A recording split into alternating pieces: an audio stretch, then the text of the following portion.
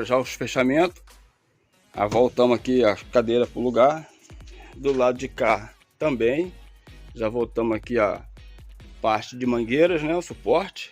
E aqui, naquela situação que eu falei com vocês, olha. Fiz o fechamentozinho, embuti aqui o acende e apaga. Deixei a abertura só por disjuntor.